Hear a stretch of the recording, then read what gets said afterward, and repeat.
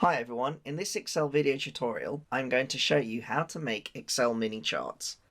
Now, Excel mini charts are great for displaying performance data and are an ideal component of dashboards. First of all, what is an Excel mini chart? Well, it's basically a miniaturized set of charts which are designed to be stacked vertically and enable you to easily read performance data across a defined period of time. Now, by the end of this video tutorial, Excel mini charts should definitely be recommended as one of the best ways, if not the best way, to show performance data, particularly if it's part of a dashboard. Now, for those of you wondering what a dashboard is, an Excel dashboard is basically a summarized sheet of information which contains performance-related data to your organization or your line of work. Now, dashboards are typically designed to fit on one piece of A4 paper or A3 paper. Now, that's just to give you an example of the size constraints that you have with an Excel dashboard. So automatically, folks, one of those constraints is you have to be able to contain all your information on typically those dimensions.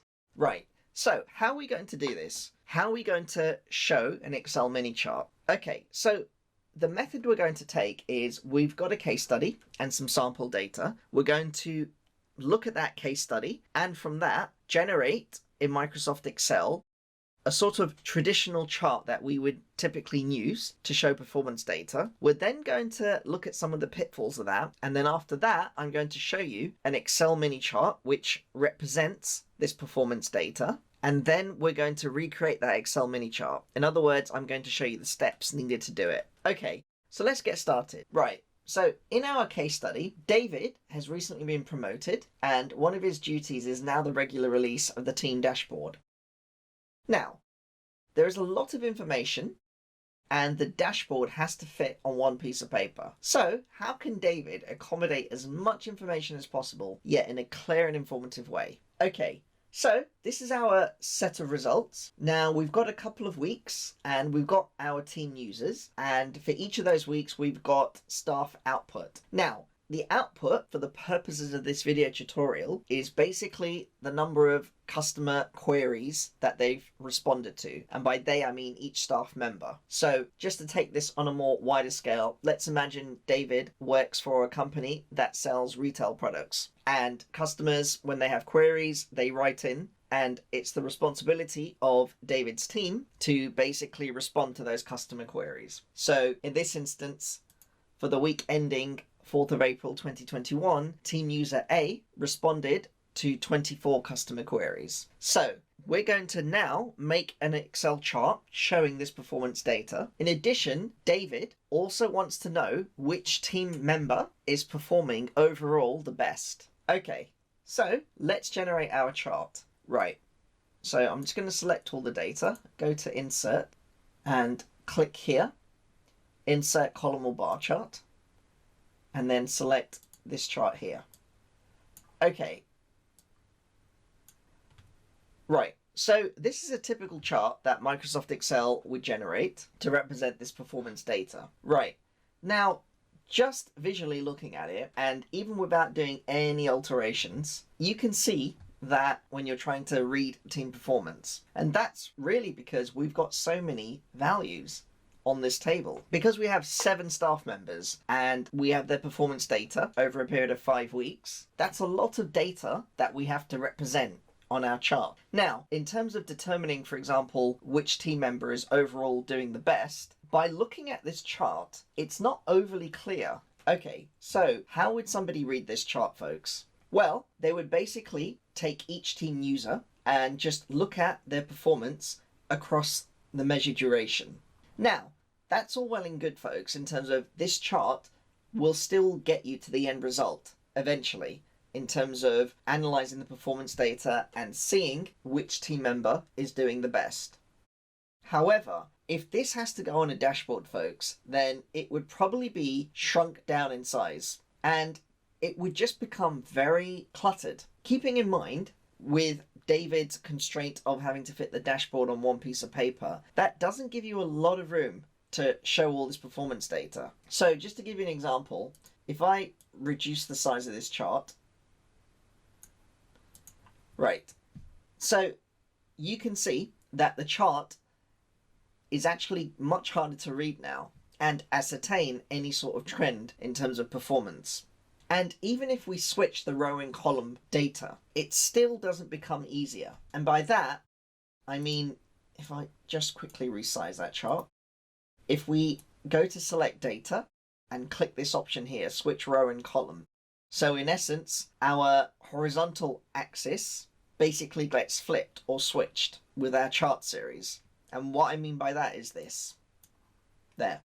So if we switched our data around, and where previous we had each staff member grouped by their performance over the 5 weeks, here we have, for each grouping or for each week ending, each staff member's performance individually. So as you can see, this method, while again it will get you the end result in terms of eventually you'll be able to determine performance in terms of which staff member is doing the best, it would take a while. Additionally, you have the same problem that if you try and shrink the chart, it just makes it very hard for the end user to read. Okay, so I'm just going to switch that back.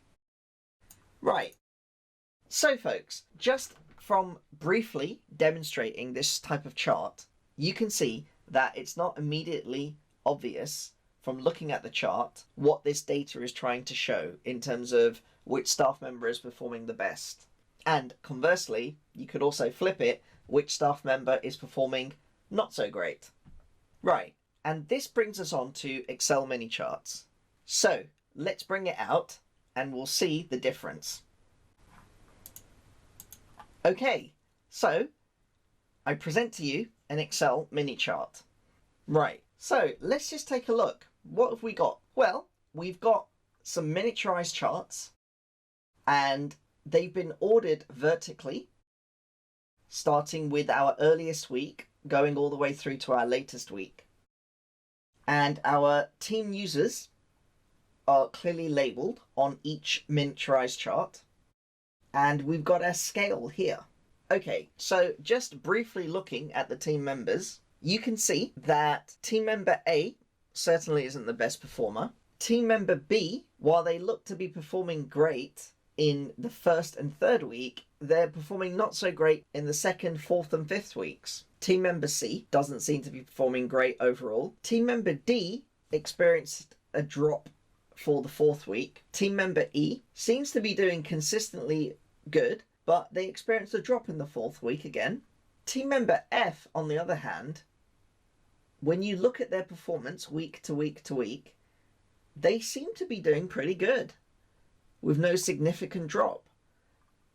And team member G, well, just from looking at the performance for these 2 weeks, you can tell that they're not the best performer for the last couple of weeks in this data. Okay, folks, so just from briefly looking at this Excel mini chart, I can determine that team member F is performing overall the best.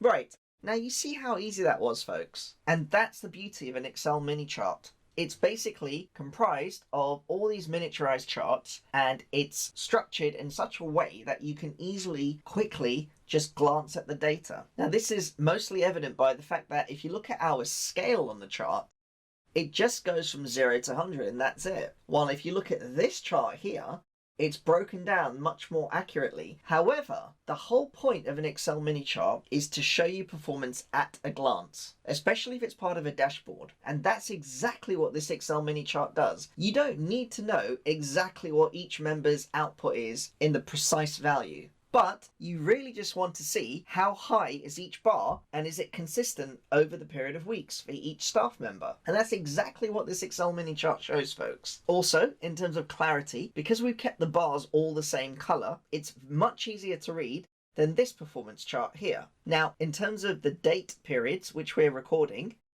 you can see that we've utilized our chart title area and we've written in which period each chart is representing. And to top off our Excel mini chart, we wrapped it around this Excel shape. And finally, what we've done on our Excel mini chart is that we've encapsulated it within an Excel generated shape. And then we've grouped everything together so that if you want to move your Excel mini chart, you can do that with relative ease. Okay, so what we're going to do is basically now outline the steps we have to do to get this Excel mini chart, and then we're going to recreate it. Okay, so let's get started. Okay folks, so what I've done here is moved our mini chart to the right. In this space, we're going to recreate our mini chart, but the first thing we're going to do is just overview the steps. Right, now with regards to the steps, the first thing we need to do is to make one chart. And with this chart, we do all our changes. We then duplicate that chart and change the reporting period for every week that we want to report on. And then we assemble all our charts vertically and stacked. And then finally, we add a shape, which basically will be our border. And then we group everything together so that we can easily move our final mini chart around. Okay, so let's get started. Right, so the first thing we need to do is to make our first chart. Now this will normally be your immediate or first or earliest reporting period, which in this case is what we've selected here. Right. Okay, so this is our chart. Now we're going to make all the changes that we need to do in order to get our chart here to look like this. So the first thing we're going to do is get rid of the grid lines. Then we're going to add a y-axis line here.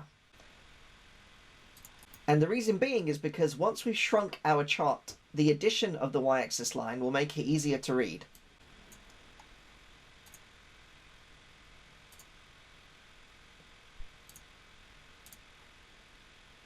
Okay. Then I'm going to change our chart title font size to 10 points. And this is just because when we shrink our chart, the title won't look overly big. Right. Now, I'm going to leave the chart border in up until the point where we're happy with all the changes that we've done on this chart.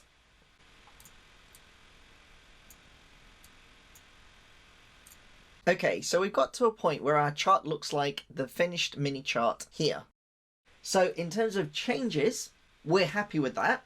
Now, in terms of the chart colors, I'm going to leave these colors here because they match our completed mini chart, although that is down to your preference, folks, and what type of data you're trying to represent, and also the medium that you're representing it in. Okay, so now that we've got our chart, I'm going to remove the chart border. There. Right. So I'm just going to bring up our chart here and slightly widen it. Okay, so once you've got your chart finalized, folks, simply click on it and then right click with your mouse and select copy. And then we're going to paste it back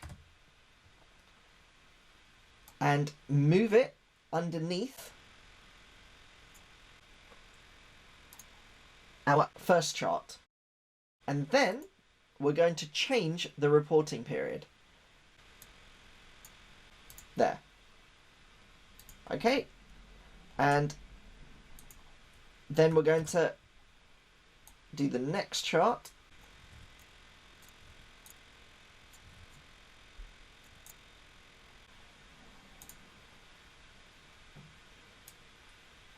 And then get to the next reporting period.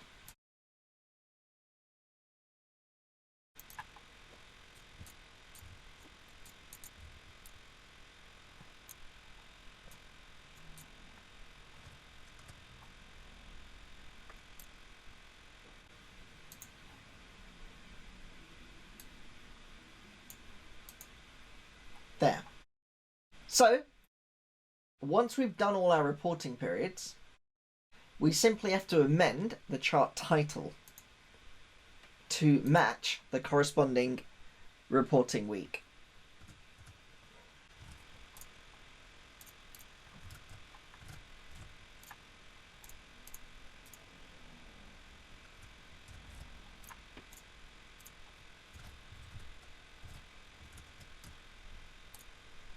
Okay, so we've now done each of our charts and we've stacked them vertically from the earliest reporting period, which is here, to the latest reporting period, which is here.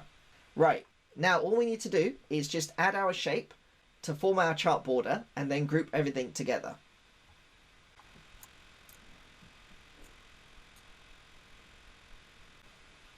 Okay, now I'm just going to place it over our chart, and what we need to do now, folks, is set the shape to basically no fill.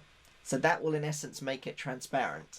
So to do that, just right click over it, go to Format Shape, click here, Fill, and select No Fill. There. And that gives us our chart border.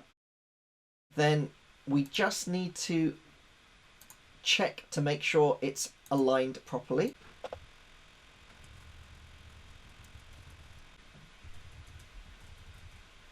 Okay, and the final thing you need to do on this is just to change the chart border color to something less intense.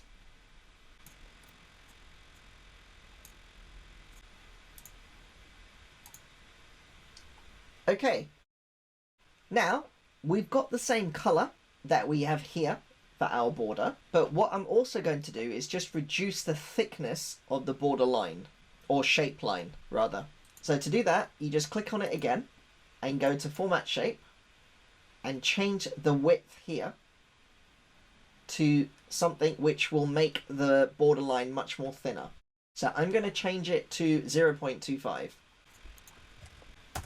There.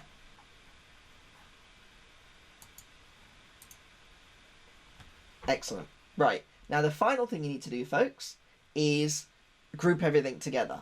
So to do that, you just click on each element and holding down the Shift key, just select everything. Right, so we've selected all our charts and our shape, then right click and go group. There. Okay, so now let's move our chart slightly up to make it more aligned. And in the process, verify that everything is grouped. Okay, so as you can see, folks, our mini chart has been grouped successfully. And that's it, folks. That's how you create an Excel mini chart. Okay, so just to overview the benefits of mini charts, they are perfect for dashboards. The size and the amount of information you can put in these mini charts means that you can accurately show results over consecutive time periods in an easy to read way. Also, they save a lot of space and they can be used, for example, side by side with text on an A4 piece of paper, which is great for reports.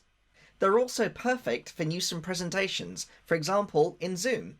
In terms of maintenance, well, if performance, for example, for one reporting period goes above the axis limits, then for that chart, that would automatically get adjusted. But then you would have to remember to adjust all the other charts to keep all the scales in sync. So, for example, if this value here, which is 93, let's say that was changed to 200.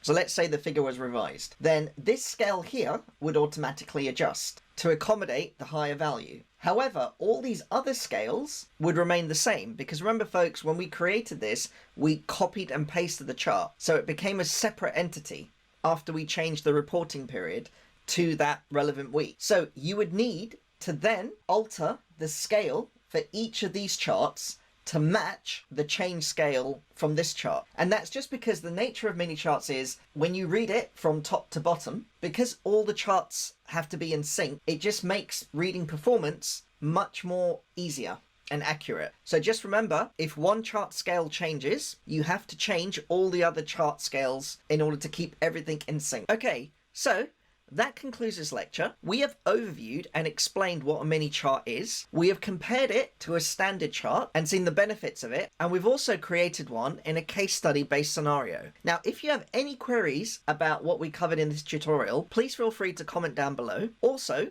this tutorial forms part of our Beginners Excel Charts playlist, so please do check it out if you want to learn more about Excel charts. Similarly, if you're new to Excel or you need a refresher, then please do check out our Beginners Excel playlist as well. Lastly, if you like these type of videos overall, please do consider subscribing to the channel and turning on that notification bell. Okay, so that wraps up this tutorial. Thank you for listening and watching, and I will see you in the next video. Have a great day.